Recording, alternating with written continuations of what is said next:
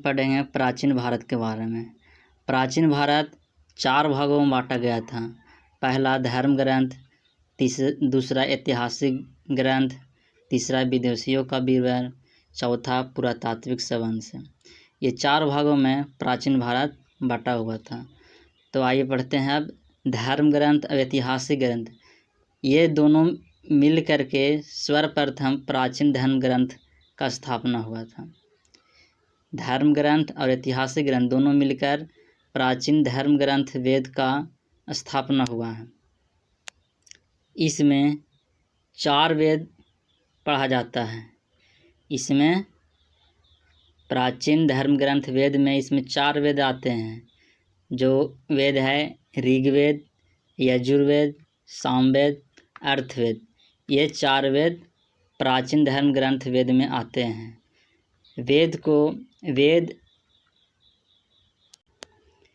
वेद में श्लोकों को ऋचाएँ कहते हैं। वेद में ऋचाओं को श्लोकों को ऋचाएँ वेद में श्लोकों को ऋचाएँ कहते हैं। ये 4 वेद है ऋग्वेद, यजुर्वेद, सामवेद, अर्थवेद। आइए पढ़ते हैं ऋग्वेद के बारे में। तो ऋग्वेद में ऋचाओं के क्रमबद्ध ज्ञान को पढ़ा जाता है। ऋग्वेद में ऋचाओं के क्रमबद्ध ज्ञान को पढ़ा जाता है। ऋग्वेद में पढ़ने वाले ऋचाओं को होत्रु कहते हैं। ऋग्वेद में पढ़ने वाले ऋचाओं को क्या कहते हैं? होत्रु कहते हैं। ऋग्वेद में राजनीतिक प्रणाली एवं ऐतिहासिक के जानकारी मिलते हैं। ऋग्वेद से राजनीतिक प्रणाली एवं ऐतिहासिक के जानकारी मिलते हैं। ऋग्वेद के रचयिता है विश्वामित्र जी। ऋग्वेद के रचयिता है कौन है? विश्वामित्र जी। ऋग्वेद के तीसरे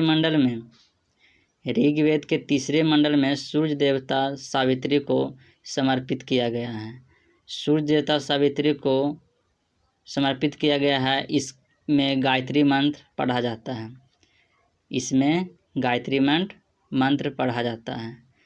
ऋग्वेद के 9वें मंडल में स्वयं देवता का उल्लेख है। ऋग्वेद में 9वें मंडल में सोम देवता का उल्लेख है। ऋग्वेद के 8वें मंडल में हस्तलिपि का उल्लेख है। ऋग्वेद के 8वें मंडल में हस्तलिपि का उल्लेख है। ऋग्वेद के 10वें मंडल में चतुष्वर्णन का उल्लेख है। ऋग्वेद में कुल 10 मंडल होते हैं। ऋग्वेद में कुल 10 मंडल होते हैं।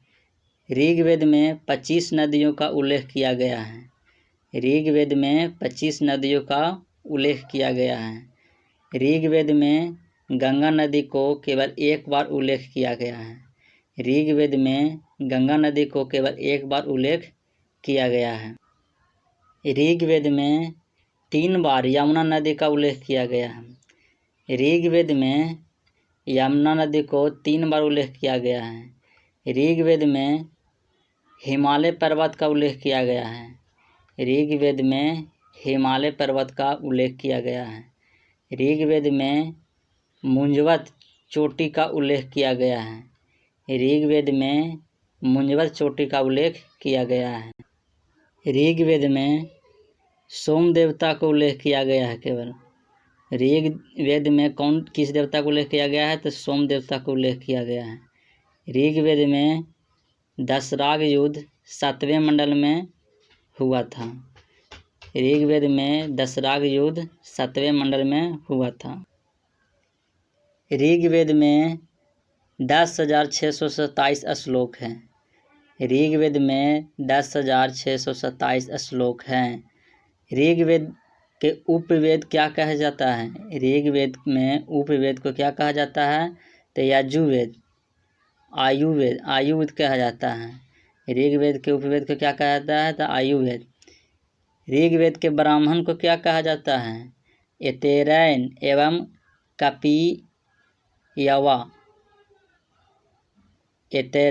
एवं कौपियवा। ऋग्वेद के प्राचीन वेद में क्या कहा जाता था? तो पुरखा वेद कहा जाता था। ऋग्वेद को प्राचीन वेद में क्या कहा जाता था? तो पुरखा वेद कहा जाता था। ऋग्वेद में युक्तों के संख्या 1028 था।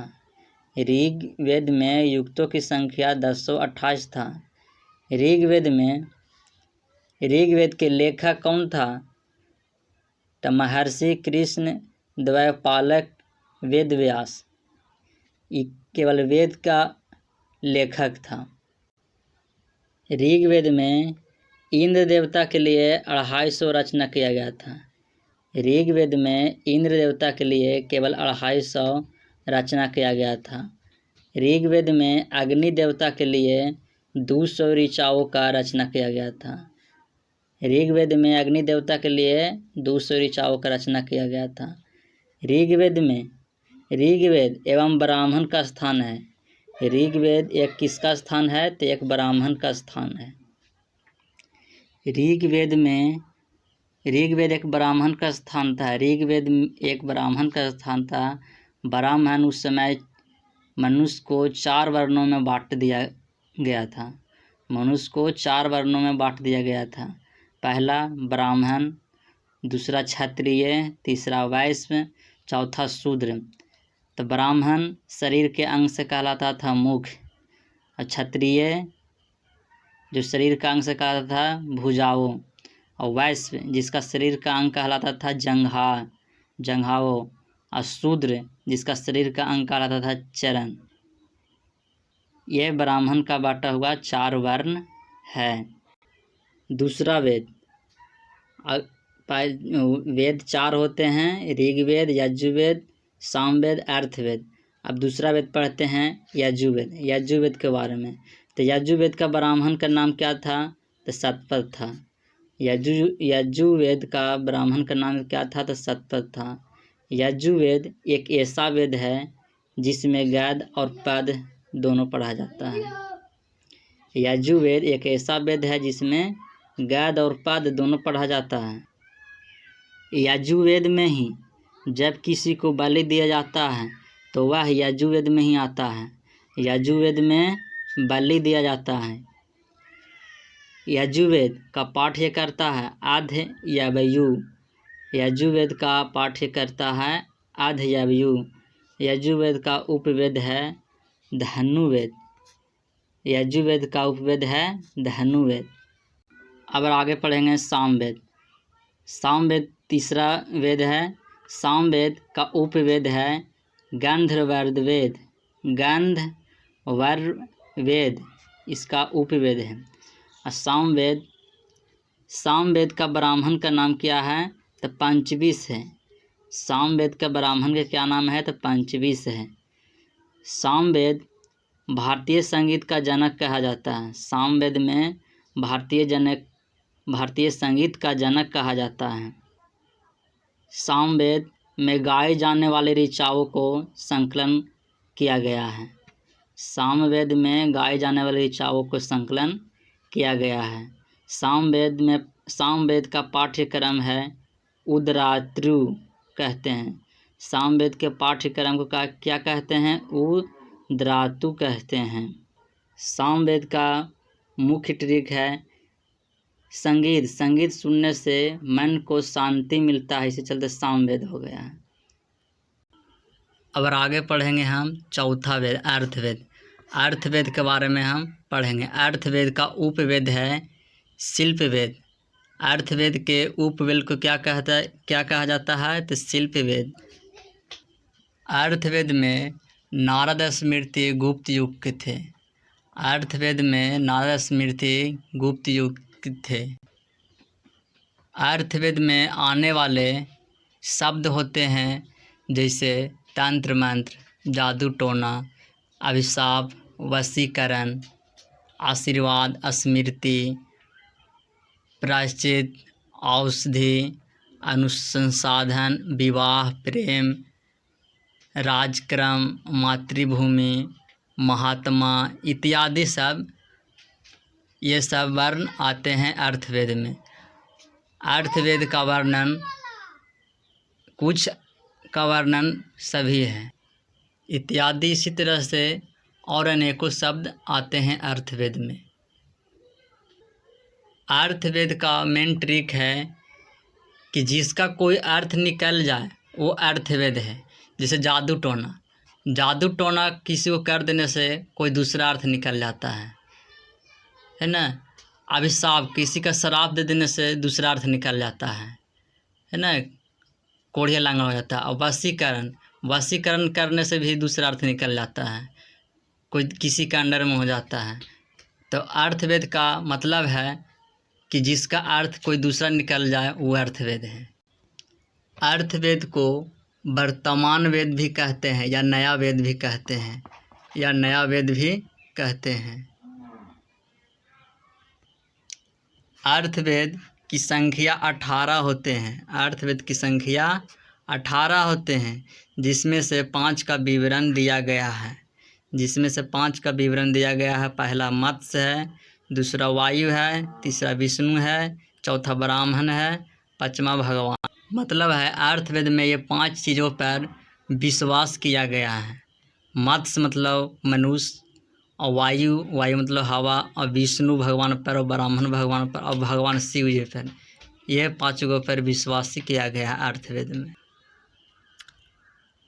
अर्थवेद को समझने के लिए 6 शब्द दिया गया है, महत्वपूर्ण शब्द। जो पहला है शिक्षा, दूसरा है कल्प, तीसरा है व्याकरण, चौथा है निरुक्त, पाँचवा है छंद, और छठा है ज्योति। ये 6 चीज़ जिस मनुष्य के अंदर है वो अर्थवेद को। अर्थवेद अधिकतर पुराण, अर्थवेद के अधिकतर पुराण संस्कृत श्लोक लिखे होते हैं, सरल संस्कृत श्लोक लिखे होते हैं, जिसको स्त्री और शूद्र लोग नहीं पढ़ सकते हैं, केवल सुन सकते थे। अर्थवेद में अधिकतर पुराण सरल संस्कृत भाषा में लिखा होता था। सरल संस्कृत भाषा में लिखा होता था, जिसको स्त्री और शूद्र पढ़ नहीं सकता था, केवल सुन सकता था। अर्थवेद का लेखक, अर्थवेद में अर्थशास्त्र के लेखक चाणक्य और कौटिल्य थे। अर्थशास्त्र के लेखक चाणक्य और कौटिल्य थे। अर्थशास्त्र मौर्यकालीन के समय चल रहा था, जो अब भी चल रहा था। अर्थशास्त्र का प्रमुख गद्य पुस्तक है कथावस्तु। कथावस्तु का लेखक हीनयान था। कथावस्तु का लेखक हीनयान था। और हीनयान में कथावस्तु का लेखक हीनयान था। और कथावस्तु में बुद्ध के कहानी पढ़ा जाता था। कथावस्तु में बुद्ध के कहानी पढ़ा जाता था, जो लिखा था हीनयान। इसका पूछने का प्रश्न होगा, ये हीनयान में क्या चीज़ पढ़ा जाता है? तो बुद्ध के कहानी पढ़ा जाता है। या फिर कथावस्तु में क्या चीज़ पढ़ा जाता है? तो बुद्ध के कहानी पढ़ा जाता है। इस तरह से पूछेगा। अर्थवेद में जातक पुस्तक है, उसमें बुद्ध के जन्म के कहानी पढ़ा जाता है। अर्थवेद में जातक है, उसमें बुद्ध के जन्म का कहानी पढ़ा जाता है। अर्थवेद में संस्कृत भाषा का व्याकरण है, जिसको नाम है पाणिनि। अर्थवेद में संस्कृत और इतिहास की घटना को क्या कहा जाता है? तो कलहन पुस्तक में मिलता है। अर्थवेद में संस्कृत और इतिहास की घटना कलहन पुस्तक में मिलता है। कलहन पुस्तक का लेखक कौन है? राजतरंगिणी है। कलहन पुस्तक का लेखक कौन है? तो राजतरंगिणी है। राजतरंगिणी का संबंध कश्मीर से था। अर्थवेद में महाभाष क्या करता था? तो सुगों के इतिहास का पता चलता था। महाभाष से सुगों के इतिहास का पता चलता था अर्थवेद में। ये आज हम पढ़े हैं प्राचीन भारत के 4 वेदों के बारे में पढ़े हैं। प्राचीन भारत के 4 वेदों के बारे में आज हम पढ़े हैं। ये रहा महत्वपूर्ण प्रश्न जो हर एग्जाम में पूछे जाते हैं।